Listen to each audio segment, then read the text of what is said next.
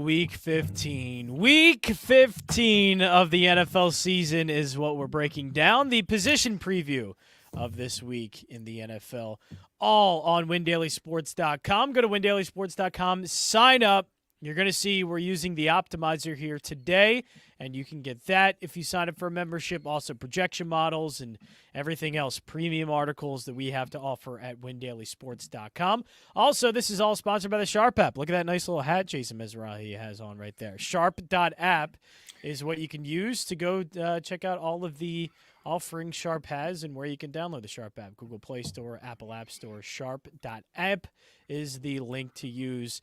Jason, how are you doing with week 15? How are you doing, man? I feel so bad, man. I really feel bad, man. I feel bad for my guy Steve, man. Like, he worked with us at Win Daily, and now, he's on the Sharp app. He's the best sports bettor I know, hands down, not even close.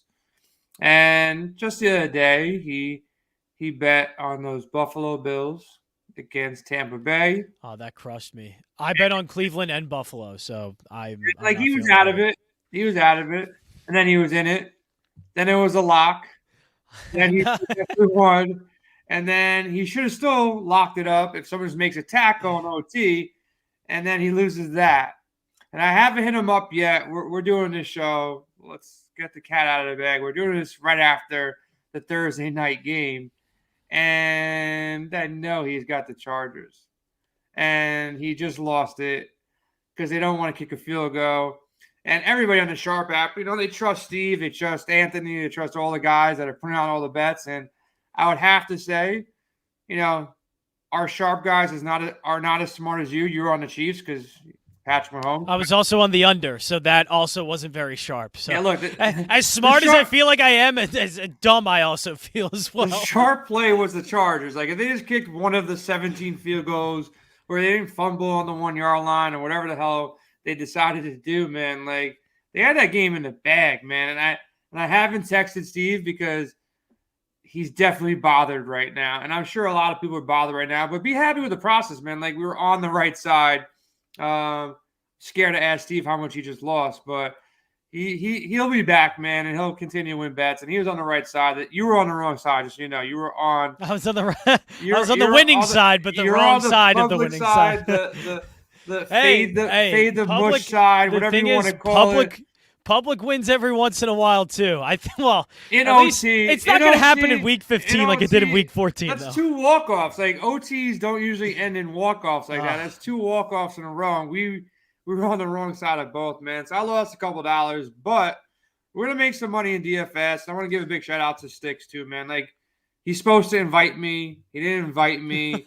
He's bringing his fiance down instead of lucky old Jay down to Miami for the live finals of the Draftkings football championship. I think he's got more tickets than everybody else. He better win this damn thing. He better take it down. At least maybe he can bring me like a present back since he didn't. He's got to do that this week. He's got to try and win that thing with this week's DFS slate. He shouldn't watch this show. I'm going to tell everybody to just stay away. But yeah, he's got to try to avoid the shit show of what's about to go down. It's basically guessing. The one who's going to win that is whoever guesses whatever practice squad player goes bananas in one of these games. Like, it's truly, it's just going to be whoever in the practice squad goes off for Washington or goes off for the Rams that wins somebody a slate. Like, it's going to be ridiculous.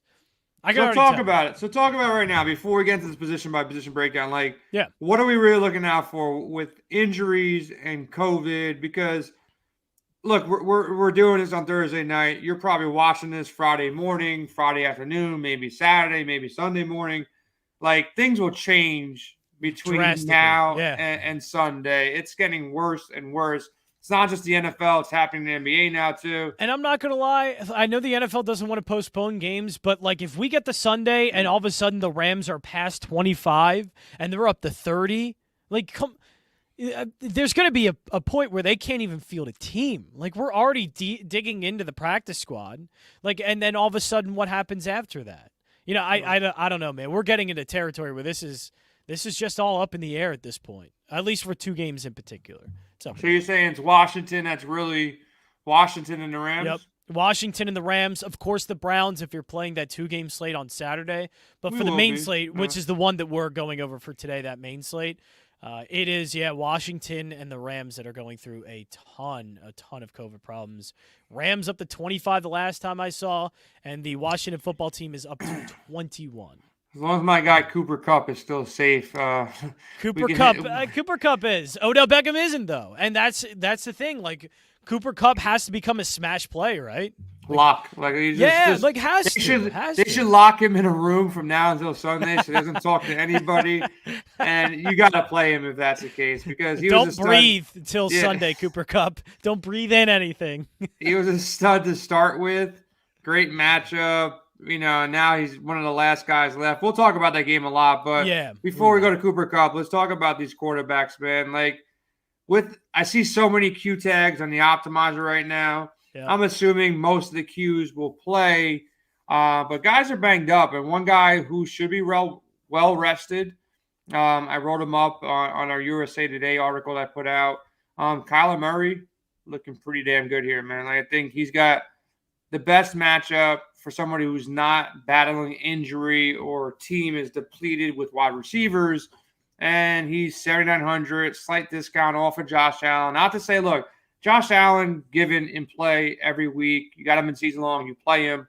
But for DFS, I got Murray at the top, slightly ahead of Josh Allen. I know there's no DeAndre Hopkins, but it's not like DeAndre Hopkins was like the Devontae Adams or Cooper Kupp of his team this year. He's been banged up a lot. So I like Kyler. I think Kyler's in a good spot. Dak, not a bad spot, not a great spot, a good spot. He hasn't been favorite. Look, he's not your favorite, but he's definitely in play. He's in play. You're right. No, you're right. He's in play. You don't just take him out of your player pool or anything like that. And then you got Lamar, who's questionable, which, look, Green Bay's defense is pretty good. Lamar can always go out there and rush for 2 touchdowns and break a slate, but I'm not going to be playing any Lamar. And then Jalen Hurts is going to be super interesting. Look, I wrote up two quarterbacks. It was Kyler and Jalen Hurts. I think they're the obvious plays. I think they're the 2 best plays on the board from the quarterback position. I think Aaron Rodgers is kind of sneaky. Matt Stafford definitely in play as well.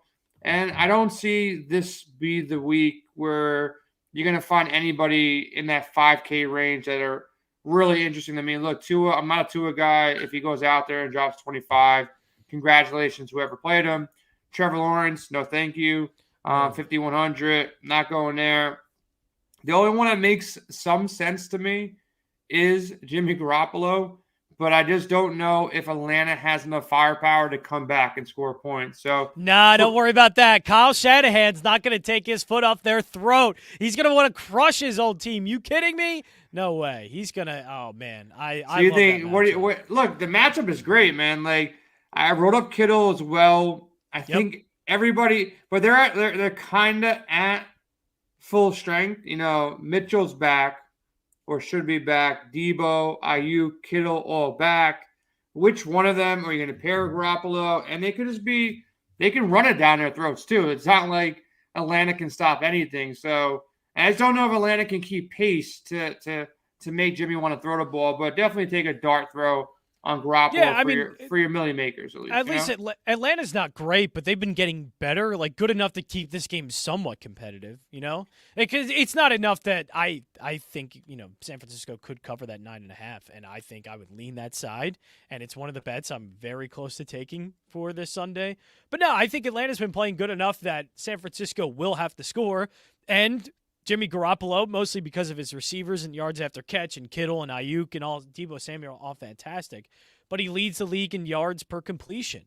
Like he's been very close to getting the over 300 yards. It's a great spot too, man. It's a great spot. He's been close to 300 yards. I think he was a yard short of it either last week, a couple weeks ago, and 4 yards short, whichever week it was. Other than that, like he's been extremely close. Like this is very much the 300-yard, 2-touchdown game that I would love to see from Jimmy G, and I would take that all day. And I think this is the one that happens.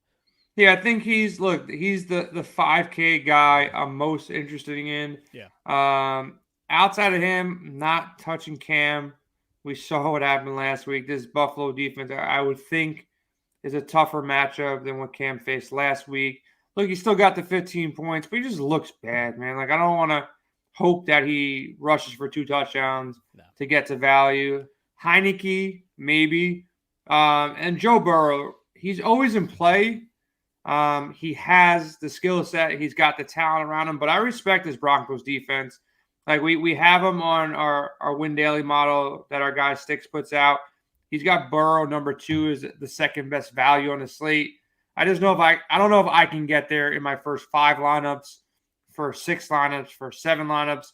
I'll probably just double up on Jalen Hurts or double up on, one of the top guys. I don't see as much upside in this slower pace game against the Broncos. The Broncos are favored by 3, over under 44. Now, I'd rather take a shot on a guy like Aaron Rodgers against this Baltimore defense than Joe Burrow against the Broncos defense. But, Burrow at 6.1, if you're making a million maker, 150, and you're going to max enter, you definitely keep him in your player pool. So why does it seem like we're saying no to Aaron Rodgers? I love the spot. And I'm not saying no to him at all. Yeah, okay. I'm not saying no at all. I guess it just seems like there's not as much love as I would have thought with the Ravens secondary that is completely banged up. And his projected ownership's not even high up there. Man, I love Rodgers for this week too, but I don't know. He just doesn't seem to be getting that love in a matchup I thought that heavily favored. Don't come off it though, man. If that's the best spot. If you're feeling really good about him, anybody listening feeling good about him, Rodgers. You're right. Look, he started slow this year. As far as stat lines, they're winning a bunch of games. The Ravens can keep pace. Now Rodgers strung together 300 games in a row. 300-yard games in a row after starting the year, 130, 255, 261, 248. He's starting to string together some bigger games, 4 touchdowns, 2 touchdowns, 4 touchdowns. So he's got it going on right now. Ever since he, quote unquote, hurt his toe or had that COVID situation, he came back with a little chip on his shoulder that don't be talking trash about me. I still got it, and I'm ready to go out there and do his thing. So I like Rodgers a bunch here. And what I like about Rodgers is taking the easy way out, man. If you go with Aaron Rodgers, you just pair him with Devontae Adams. You don't really have to think twice. Should I pair him with Lazard or MVS? There's no Tanya now, so you take the tight end out of play. So it's a more, focused approach with your stack just to find a way to get Adams and Rodgers. So I really like that stack. I think under-owned. Besides the Adams side of it, Rodgers is affordable too. So he's not like he's super expensive. So I love the call. His props, 278. Not all the props are out right now, but it's one of the better props on the board right now. So definitely, Rodgers in play. And look at the prop finder. If you're into props, we're talking all this DFS stuff, but this prop finder in the app makes everything super convenient. You can just go in there and search Aaron Rodgers. And right now I'm looking at him at Draftkings. He's 278, but I'm sure there's a better number somewhere else by the time Sunday comes around. So use that prop finder before you make your bets. Make sure you download the Sharp app. Check out the prop finder, bet tracking tool, and all the tools. We just added betting handles, John, into the app as well. So you got betting handles in the app, line movement in the app. So if you're making bets, and even for DFS purposes, man, searching all the props definitely helps you kind of see. It's like another projection model run by Vegas. So there's some sharp guys out there too, man. Yeah. Let's go over to running backs. I think quarterback pretty much just nailed, I think, a lot of that and where we wanted to go. So let's go running back, which this is this the hardest week for running backs? Tough. I think that we've had. This Super is one tough. Of the, yeah, this is one of the harder ones. Super tough, man. Looking at the optimizer, you lock into your DraftKings account, you read the news, lots of cues, man. The guy that I thought coming into the slate would make a lot of sense, James Conner. Yeah. We saw that last play in Arizona. I don't know what's up with him. If he doesn't play, we gotta think twice about running Edmonds out there, because it seems to be that Edmonds is coming back here. We got to see what shakes out in Arizona. If one of those two guys are out, the other one is definitely in play. Get out of here. I'm just looking at the model real quick, and I just need to blurt it out. Get out of here with James Robinson all of a sudden is going to get a ton of carries. Is the coaching staff really going to come in and make sweeping changes right away? like that. Not early? only that, can they move the ball? Like, Right. can they move? It's still the same player, so even if they change the game script, but it's not even that. Like, this offense has just been schematically broken since week 1. Like, is it going to be schematically fixed after just like a half a week of prepping without Urban Meyer? Like, I don't know, man. He's cheap. He's cheap. He is. Look, it's not really like a super reach. Like, I can sell you on it. I can sell you why he's popping in, the optimizers as one of the better values plays. I look on, to validate it. I look at our projection model. He's number 2 on the value board there. It's just price combined with matchup, combined with once upon a time, James Robinson was good at football. And the Jaguars would go to Disney 1 week, and all of a sudden you're giving us some once upon a time. Yeah, they would score points. Like, it's a 27th ranked defense against the running back. Like, so you have a cheap guy with nobody behind him in a game script that's probably or should be close to being in his favor. It is the Jaguars. So 5,400, James Robinson, when the slate is dirty with like not good running backs. So like I can sell you on it. And he stays in your player pool. If you're building a ton of lineups, is he the first guy that I'm like super confident screaming from the rooftops, play James Robinson this week? No, but he still he's the highest projected running back on the slate. So other people who are using our site and using our optimizer are thinking, hey, James Robinson is actually a good play. So the numbers sometimes tell a different story than what we saw on the field for the past 14 weeks. Like he hasn't been good in forever. And what was weird last week is like he ran the ball 6 times for 4 yards. Like, how's that physically possible that he got no targets? It's just like he's banged up, non-participant on Thursday.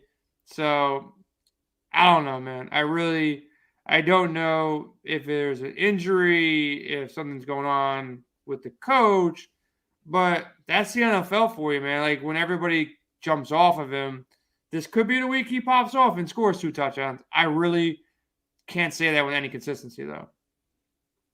Any love for Antonio Gibson this week at 6K? I never have love for this dude, man. Like, I got sold on him last week. I didn't want to go there, and I told you I didn't want to play him either, man. Like, I really did not want to play him. The guys that I feel like the safest about, and running back is super tough. I like both Najee Harris and Deontay Johnson. I like this matchup for Pittsburgh. I don't want to play both of them, though. I don't think, both of them can go off together, or the probability of both of them going off together is not high. So it's either one or the other with me. I like both of them. I think, on this type of slate, you just want the volume. And there's not too many guys like Saquon Barkley, potentially the volume's not there. Zeke banged up, potentially the volume's not there. Look, if Pollard's out, Zeke gets a bump, which Pollard's questionable right now. James Conner, he's banged up, and even the coach came out and said, we're probably using him a bit too much. So even if he does play now against the Lions, is he going to get the full workload? Then you got the Robinson situation. You got Aaron Jones, fighting with Dillon, and he's questionable. You got Javonte Williams, he's fighting with Melvin Gordon. He's questionable. So, like, Najee's the guy that at least he's going to get 20 touches. He's going to be on the field. He probably will fall into the end zone. So he's going to be heavily involved. So he's the safest running back on the entire slate for raw points. Not to say that he's going to finish the highest scorer, but I think he's the safest guy on the entire slate from the running back position. Now, the Rams, whoever ends up on the field, whichever one of these backs, whoever is cleared to play. Look, Darrell Henderson. I don't even think we know the name of that guy at the moment. So if either Darrell Henderson or Sonny Michel is in and the other one is out, either one of those guys become a lock button. They're both same price pretty much. Henderson 5.9, Michel 5.8, and so much shit's going to transpire with this team over the next couple of days that we really don't know what the situation is. But Henderson is not confirmed in yet, and Michel is currently like totally fine. Like nobody said anything about him. So as of right now, if it's Michelle playing and Henderson out, I'm going to lock button, Michelle in most of my lineups, definitely in my optimal lineup. And I think that's a strong way to go. Now, if Connor is in and Edmonds is out or vice versa, because we haven't got, full reports on those guys at the time of us doing this, so from what I understand, Edmonds is supposed to be back, but there's no confirmed he's back yet. So, and then Connor didn't practice on Thursday. So we really don't know what the situation is in Arizona, but it's a great matchup. Game script's in their favor. So hopefully it's one of these two guys play and the other one potentially doesn't. And we just lock button that guy too. So those are like the two spots I'm really interested early in the week, even though it's Thursday night. I haven't played Cordarrelle Patterson all year. Saying that, I lost money. I haven't played him all year. Maybe this is the week I finally play him, but it's San Fran. San Fran's going to be up a bunch. Shocking to me, like, I don't watch too many Atlanta Falcons games. Like, I'm not interested.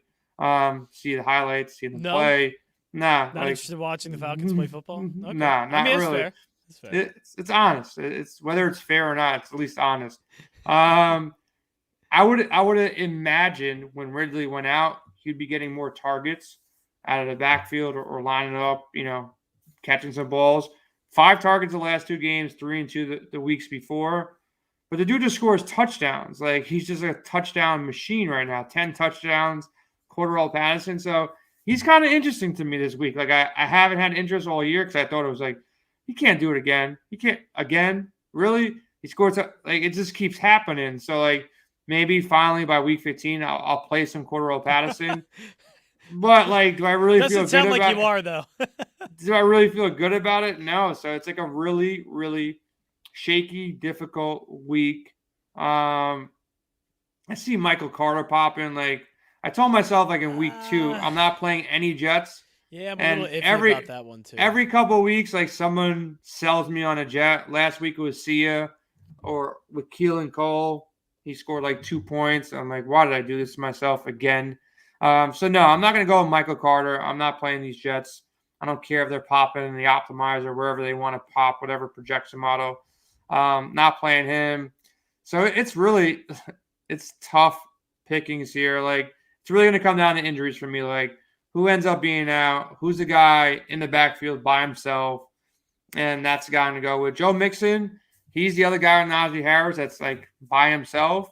But again, the Broncos defense is pretty legit. So it's not like I'm like, oh, I got to get me some Joe Mixon right now. But if you want to play it safe, like the safest play on the board to me is Joe Mixon, Najee Harris. Like those are guys who are in a role. Their role is not going to change, barring any kind of injury. So that's the reason why Mixon and Harris are number 2 and number 3, because right now our projection model has Henderson out and Michelle in. So Michelle's actually projected to be the number 1 scorer, on WinDailySports.com, like our projection model that's not tied into the optimizer. So, those 3 guys are at the top. Cordarrelle Patterson, kind of cute, might get there. Saquon Barkley, he's been catching a couple balls. I know a couple of the Giants are going to be out from the wide receiver core. It's not enough volume there, but I know he likes to burn the Cowboys in the past. So he's safe for double-digit points. Like he's safe for 10, 12-point floor. Dallas defense can be touched. So don't hate the Saquon Barkley play if the volume is there and he scores a touchdown. I don't know why the 2 running backs have like perusing this board. They run the both same game. You got to talk about Miles Sanders. There Miles you go. Sanders, come on. Like, sell yourself because he won't sell me. No matter what you say right now. I mean, he just had a huge game. It's just the injury that's gonna derail this, basically. I mean, if he's not healthy enough to play, then obviously he's not a play. But if he's in, I don't know how you can argue against this. Like Washington's entire defensive line is on the COVID list.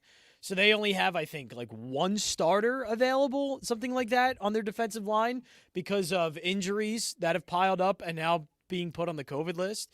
And they're going up against the Eagles' offensive line, which is probably one of the best, if not the best in all of football.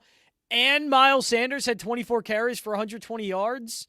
How many touchdowns does Sanders have in a year? Do you know? He doesn't have very many.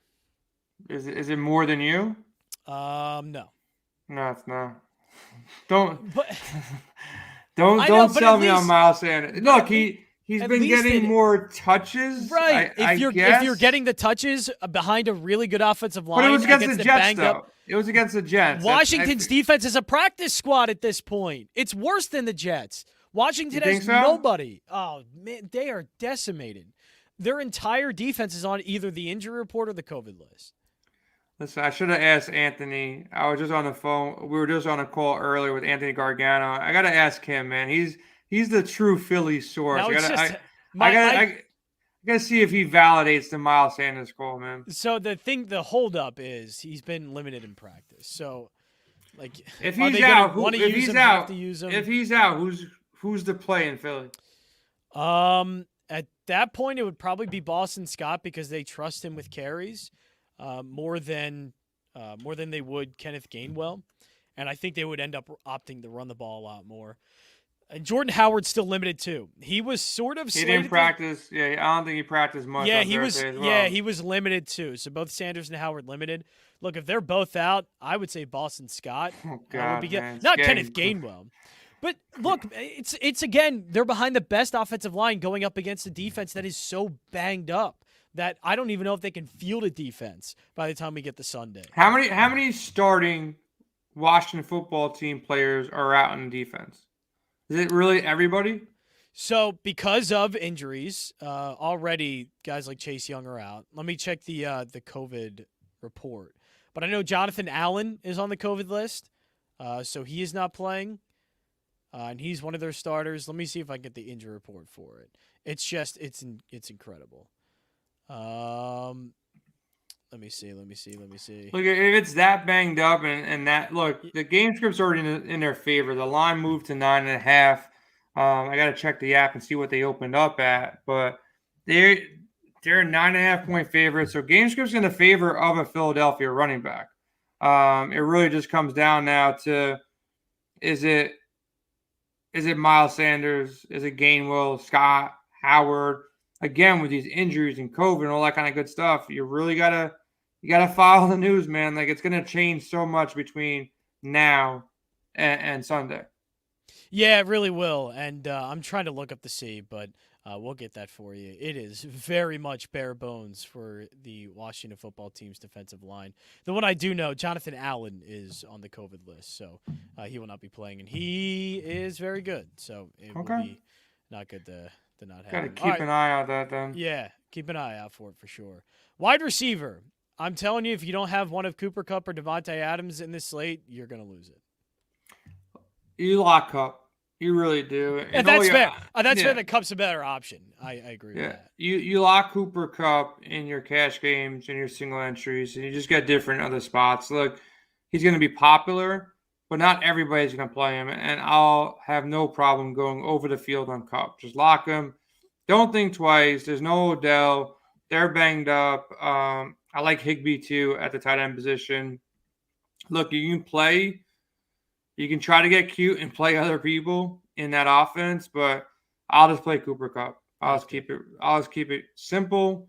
I'm not going to be like the Chargers at the goal line and try to run these, crazy plays or bring Justin Jackson in. No, I'm going to play the best guy on the team, Cooper Kupp, and hope he gets 30 points because that's what I see in this matchup with no Odell and then banged up at home, indoors. Give me Cooper Kupp all day. Number one on the board. He should be number one in every single projection model.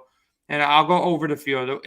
When guys are popular, you can just go over the field and load up on more than the field, and that's a way to gain a little bit of leverage and get different in other spots, man. Devontae Adams in play.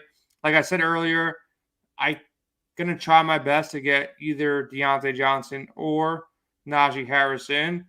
Kind of leaning if value opens up at running back, which I kind of think is going to happen over the next couple of days, 48 hours here.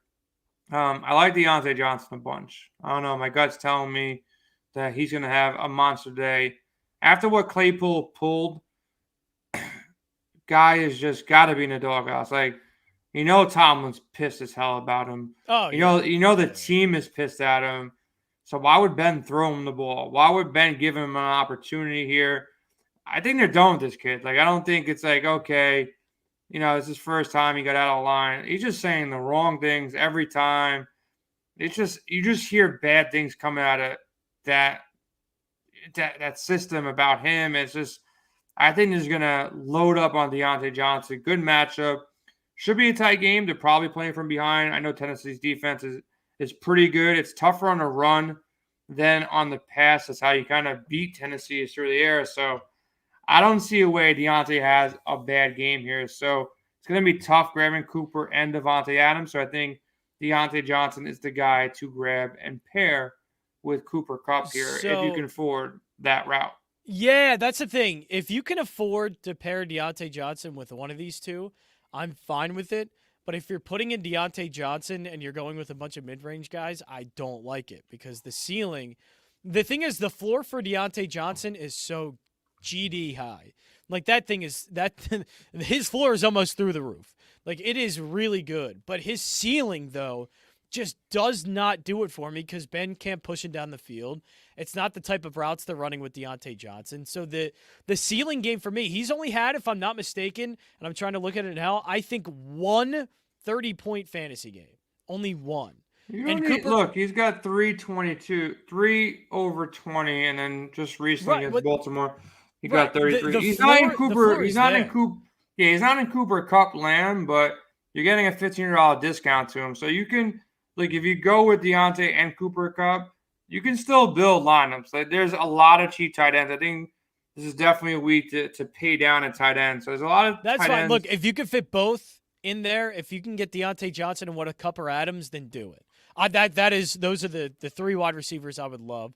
But if you put in Deontay Johnson, you can only fit in, let's just say, maybe a little bit higher of a tight end and mid to high mid-range wide receivers, it's not worth it. Like you need one of Cooper Kupp or Devontae Adams in there.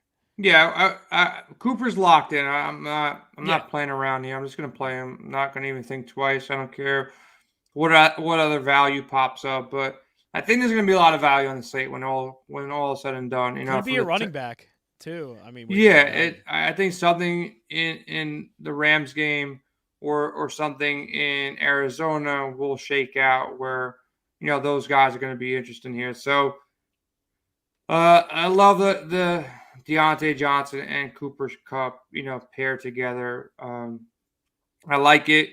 I just think the narratives all say Deontay Johnson's going to have a big game. Give me 25, give me 30 point upside. I'm cool with that. Now, from a value standpoint, Gabe Davis is popping a lot after his big game last week. I don't know how I feel about it, man. I just don't know if it's you're kind of chasing the big game here.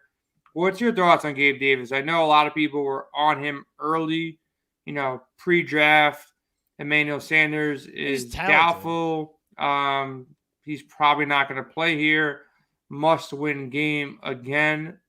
Coming off an 8-target game with a touchdown prior week. In that ridiculous game against New England, he caught a touchdown too. That game, you X off. He's not getting a bunch of targets, man. So he's kind of like touchdown dependent. But now, like I said, it's a different – you can't look at the box scores because that was – most of those games that Emmanuel Sanders played. So, I don't know, man. I'm not in love with the Gabe Davis call. What's your thoughts on it?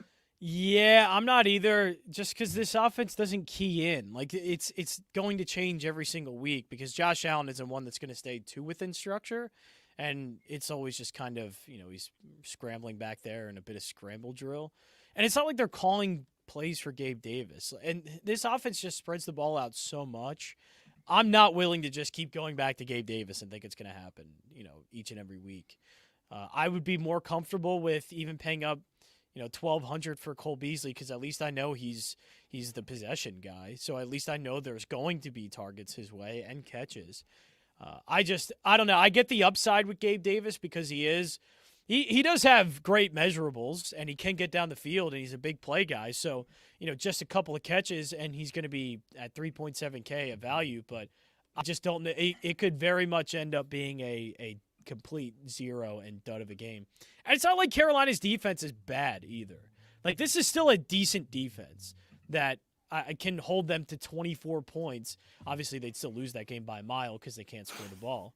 But, like, this isn't going to be a wide-open 40-point game for the Bills, and Gabe Davis is going to be great. I don't know. I don't see the path to it. There's obviously a small window there for him to have a decent game, but it's not one I'm willing to take a chance on. So let me ask you a very easy question to answer. I like easy questions. DeAndre Hopkins is out. Which one of these Arizona receivers do we want on roster? And this is not an easy question, so kind of set you up, man. It's not easy? So it's not Christian Kirk? Is it? Oh, absolutely. It's Christian Kirk all day. It's not Rondell Moore. It's not AJ Green. Like, no, to me, I would love Christian Kirk. I think you ask 5 people, you get 5 different answers. You probably would. You probably would. Look, and then you got Zach Ertz that we're gonna have to talk about in a second. Your boy Zach Ertz, who used to play for your Eagles. I don't know, man. I think Rondell Moore, he's the quick guy. Each of these guys had a big game recently, so that's what makes it difficult. Like, they've all figured out a way with, either DeAndre Hopkins in or out to have a big game. Kirk, I guess, had a decent game this past week, and then he had, a good trio of games in like week 7, week 9, week 10, a couple games early. He's kind of like the big play guy, but he also found his way open, throughout the field. And then AJ Green's the one that out of nowhere last week in the loss to the Rams stepped up 10 targets, 7 receptions, 102. So it's like, and he's sprinkled in a couple games of, 15, 20 points here and there. So it's like, maybe it's AJ Green. This is really tough. The easy answer is play 2 of them in your lineup and hope at least one goes for 20, the other one goes for 12. They're affordable, but it's a very tough question, man. I'm gonna ask our guys, at Win Daily, and ask the sharp guys if someone's got to read on this offense, because this is a matchup to attack. So I think there's value here. It's slightly risky, and it could be 2 out of these 3 guys that pop off, and Zach Ertz has been pretty consistent as well. So I think you got to figure out, which one it is that you feel most comfortable about, because they have all their hidden talents. Like, Moore can pop off a screen for 40 yards and a touchdown in one play. AJ Green, he's got the pedigree, he's got the height, he's got the red zone, opportunities. And then Christian Kirk, he's a burner, and he's been out there in Arizona for a while. Kyler Murray, had to resort to him in prior years, and he's had big games too. So either of these 3 guys can go off. I think you need one of them in your lineup, potentially even 2 of them in your lineup. And we still got to see what happens with Arizona, because if James Conner is out, and Edmonds is in, you probably lock up Edmonds, and then that might dictate what you want to do at the wide receiver position for Arizona as well. But Arizona is the big question mark for me, because I love the matchup. I like Kyler Murray, and I like the offensive players in this game, but we got to see how that last bit of news kind of shakes out over the next couple of days. Yeah, you know what? Let me share this screen with you, because you mentioned Rondell Moore, and I was doing a mock draft just to see what it would look like if you had to fit in Kupp and Jansen. And these are the kind of plays that I came up with. At least, obviously, some interchangeable, like around there. But just wanted to show it because we were talking about, Kupp and Johnson. Can you fit it in?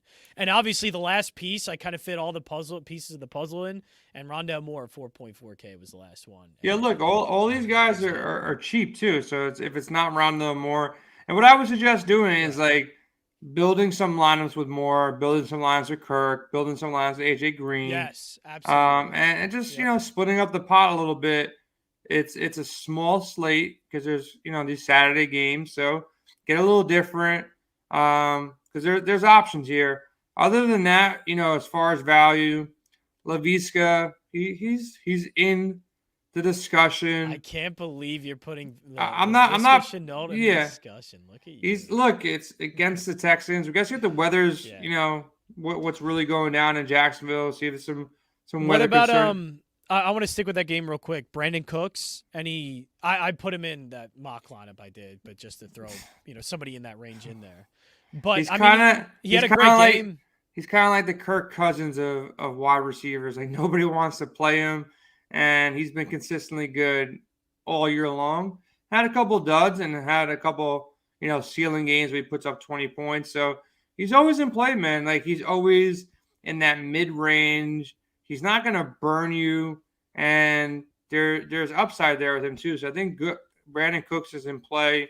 Another tough one if we stay on that Rams game, like if you're playing Cooper Kupp or Sony Michel or Higbee or Van Jefferson, whoever it is, do you have any love to go to, either a Tyler Lockett or DK Metcalf to run it back against these Rams? Because Seahawks are going to fight tooth and nail to stay in this game. The only way they stay in this game is if one of these running wide receivers, steps up and has a big game. That is such a tough question. Now, let me just double check. Is Lockett now confirmed? Oh, so Lockett's confirmed out, too. So I was about to say Jalen Ramsey is one that's still, I think. So if Lockett is out now, Lockett is confirmed out. Positive test on Thursday night. So, look, you got to talk about DK Metcalf. I know he's had an extremely down season. And we got to make sure, like, Metcalf is okay, because I'm sure he was close enough to Tyler Lockett in some situations here. Metcalf has been terrible, probably one of the biggest busts of the draft. And if Lockett's out, Metcalf is definitely in play. And Freddie Swain or Escaridge, one of these 3K guys, they're going to start popping too. And these are tough little questions because you're talking about number 3, number 4 wide receivers. But I think you got to really consider DK Metcalf now. Like this game should be up pace for Seattle. They're going to have to throw the ball. So what's your thoughts on DK here? I guess you would have to, because I think that helps too. Jalen Ramsey's still on the COVID list. So he's likely – he got put on pretty late, too. He got put on Sunday, so it's well within the 10 days. It's just that week. So if Ramsey's out and Tyler Lockett's not playing, it is hard not to think that, like, DK Metcalf could have a somewhat good game, right? Like, if it's not going to happen this game, when in the absolute hell, it's perfect. Like, he doesn't have to go up against their top cornerback. Cheap, too, man. He's the only receiver. He's cheap. If it's not him, give me some Freddie Swain, man. Yeah, I don't know if I can do that. All right, the DK Metcalf one was like, I might. Freddie Swain, I don't know. I don't know if I can do that. Yeah, listen, him, like I said, tight end has now become even more. And we're only, again, it's Thursday night, man, and every single day, another like 10 names. I'm getting tired of trying to keep pace of all these people that are out, man. Like I think Metcalf got ruled out while we're doing this show, to be honest. I mean, Lockett got ruled out while we're doing this show. Probably. So it's like, Gerald Everett now, Freddie Swain now. You can't make a lineup before Sunday morning. Like I wouldn't even bother. Word of advice. Don't build 150 now. Don't get too set on one lineup now. Just keep doing the research. Keep following on. Check our live stream at 11 a.m. On Sunday at WinDailySports.com. And stay on tune with the news, man. Check out our show on SiriusXM Saturday night at 11. Hopefully we get a lot of news by then. And so much content coming out, throughout the next couple of days. But look, Metcalf is in play now. Like if you can make a lineup with Cooper Kupp. Now this is my challenge right now. It's going to be Cooper Kupp, Deontay Johnson, Metcalf, and one of these Arizona guys. Like if I pick Rondell Moore, yeah, it's playable. You need a cheap quarterback though, and a cheap defense. But tight ends, man. Tight end. It seems like the build we're doing. It's going to be really tough to try and get George Kittle because you're. I don't think you have to. You're keeping in Deontay Johnson instead of Kittle.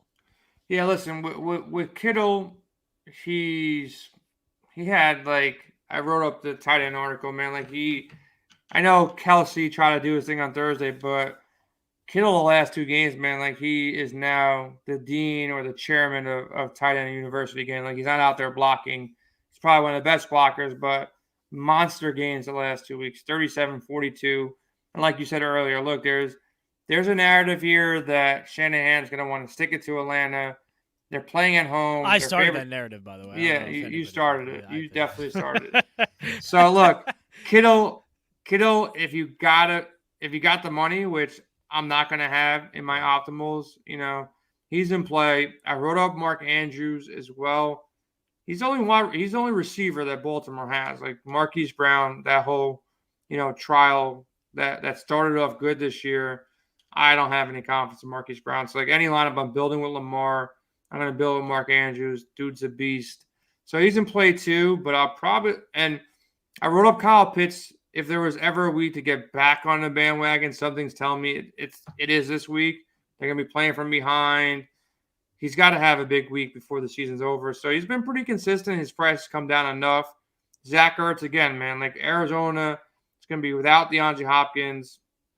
Detroit, great matchup. So Zach Ertz is in play. I prefer Ertz over Goddard. I didn't run up Goddard, but like you said, there's some people out on Washington, so Goddard is in play as well. I think tight end is stacked. Gesicki, I'm not going to play him. He makes sense too. And then you get into the guys that really make sense to me. Look, Higbee, I don't mind playing Higbee with Cooper Kupp. Like if it's a cheap guy with Cooper Kupp, makes sense to me. So Higbee's in play. And the same thing with Gerald Everett. Like I don't mind playing Everett with DK Metcalf, with lock it out. So I think Everett's in play. You can play them individually. I'm not necessarily saying that I want to play him with Metcalf or I want to play Higbee with Kupp because I want the full upside from Cooper Kupp and I want Kupp scoring all the touchdowns, or I want Higbee scoring all the touchdowns. So, but Higbee and Everett, I like them both, and Everett's a cheaper one, man. And the guy has put up numbers this year. He had a bunch of targets in last 4 to 5 games, so he's in play. Really cheap price. I think he's super safe now with lock it out. So I do like Gerald Everett as well. Outside of that, if you want to get cute, I mentioned this guy's name a couple weeks ago. Didn't do me wrong. I think he ended up getting like 7-8 points. O'Shaughnessy, he's like outscoring our guy Laviska and Marvin Jones. So he makes some sense. I don't know anything about these Detroit tight ends. Hawkinson's going to be out. I don't know anything about these guys. I don't know if you do. If you do, you can speak about Zylstra or Brock Wright. They're popping a little bit. I don't know who the hell they are, be brutally honest with you again, but they're super cheap. They're going to be playing from behind. So, trust the models, trust the guys who are smarter than me, and maybe take a shot on these guys, but I'd rather just go to Gerald Everett or O'Shaughnessy. Anybody else you're really looking at, though? No, not really. Zach Ertz, obviously you mentioned I'm very interested in Zach Ertz, I think, in that spot. What about Ricky Seals-Jones? He has a decent matchup. Obviously, there's already a bunch of COVID problems and injury problems because Terry McLaurin's injured. He's limited. The Curtis Samuel might not play in this game. He's out. I need somebody to be out. I would need somebody to be out because this dude John Bates is still like on the field, and he got 2 targets last week. So it's not like it's the Ricky Seals, show where he's just like the only guy trotting out there, which was the case. Like, can't remember when, like 5 weeks ago, maybe like in week 6 or 7 or 8.